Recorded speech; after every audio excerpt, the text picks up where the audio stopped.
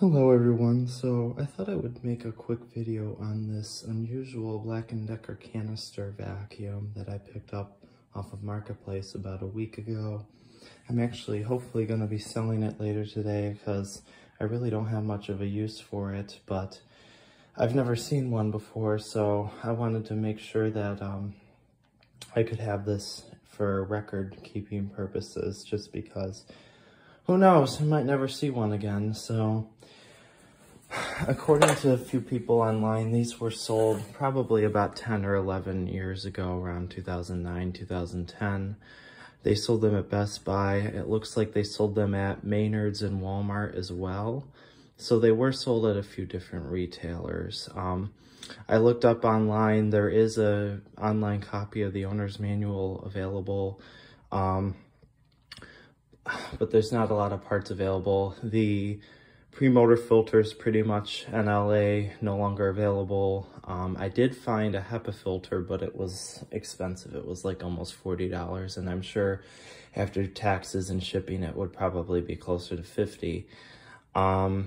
It's a very powerful vacuum. It has a decent amount of suction.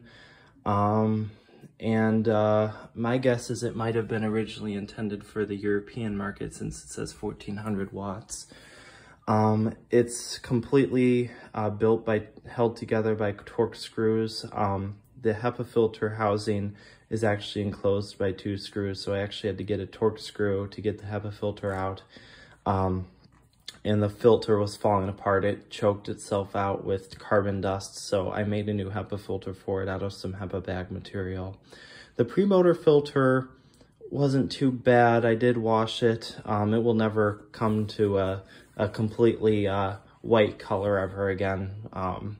But excuse me, what's interesting about this machine is that it has a self-cleaning filter feature. Now, unlike the Hoover models, the wind tunnel models that had this feature, it doesn't run while the vacuum is running. It's not constantly rotating.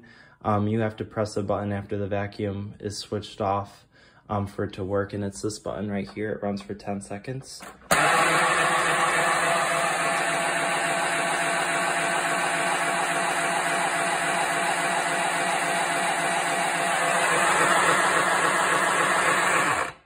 So that's the mechanism that cleans the filter. It's a separate component from the motor. 1 speed. Bagless, it's pretty small. This is a dirt bin right here. And let me take this off so you can see. I did use it, so it does have a little bit of dust in it. But there's like kind of like a screen shroud, and then the pleated filter. That's the self-cleaning, supposedly, that's that filter. And you can see there's the mechanism that spins right there, the filter to clean it.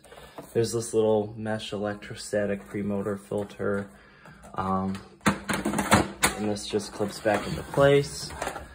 And right here is where the HEPA filter is. You have to take a Torx screwdriver to get that out.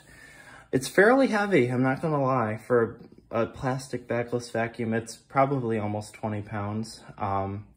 The fact that it's heavy and it also doesn't have an electric power nozzle is probably why it didn't sell so well, because they did price these pretty high. These were about $200 new, which is expensive for a bagless canister vacuum without a power head, at least in the US market.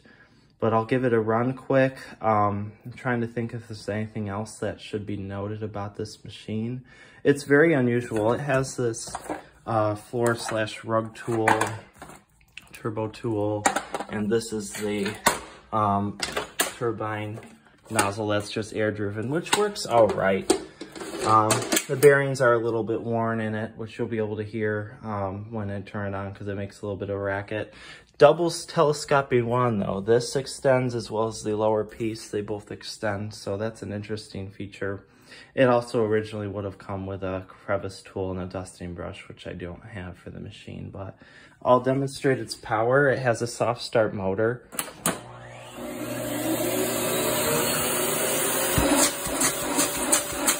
And now we'll use the turbo brush.